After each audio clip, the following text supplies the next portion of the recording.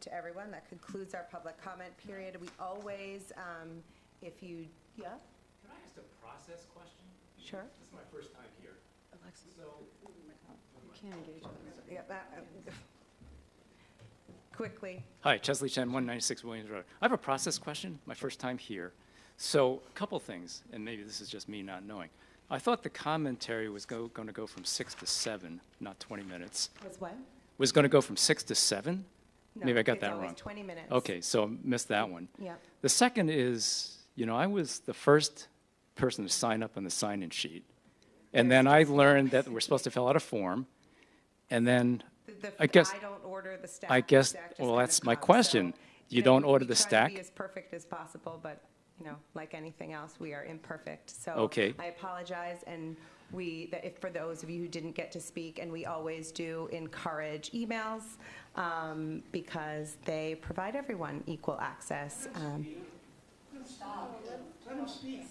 We actually don't engage with the public at public comment. I would ask that everyone not engage with each other. Can everyone please stop talking? right.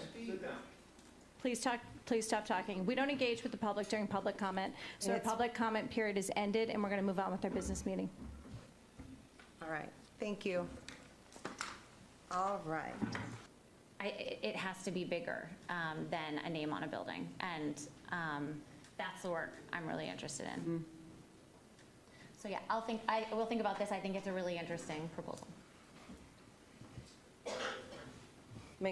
Domingos. DeRosa, Boston rep. I said it in the February meeting, the importance of renaming the school, naming the school the Allen Garrison Middle School.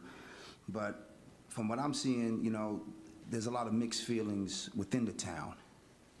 And this issue, or this matter, is groundbreaking, right? So to dedicate 20 minutes for public comment, half the room has, want to speak but can't speak. Not everyone wants to sit in front of a computer and type out an email. So folks come in to give out a statement. So my suggestion to the group is maybe we need to dedicate a meeting specifically for the naming of either or. Again, you just brought this out. Folks are going to have to think about it. You're going to also get the pushback from folks who are going to say, no, we don't want to rename this building. So Domingos, So we're back in the same situation. So how do we move forward collectively if we're not hearing everyone's voice? Because in my eyes, again, I don't have a vote at this table. And on the February meeting, I would have been the vote that would have put this to bed. I'm in favor for the Garrison Middle School.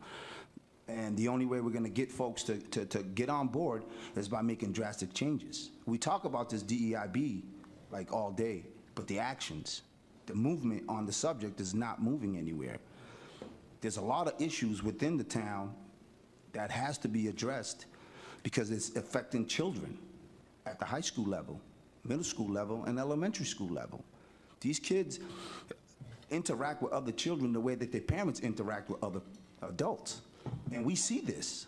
As a black man sitting here, I see this at every sport venue I've been to, or even social gathering. There's no unity amongst the community. Within the high school aspects, you can see the diversity, but you don't feel it. The kids in the high school level don't feel like they belong here.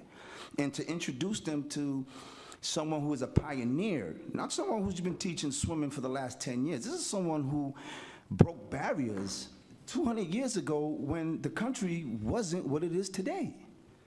So to give folks 20 minutes to speak, I spoke to this gentleman in the bathroom. He had a lot to say, and I wanted to hear his comment. I got here, he was the first person here, but he didn't get a minute out of that 20.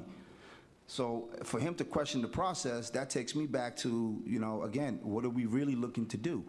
Are we looking to just use language that we have on policies in our favor when we can? Or are we here to listen to folks who actually provide the input that is, it's crucial to hear what the town has to say, to make sure that no one's voice is left out.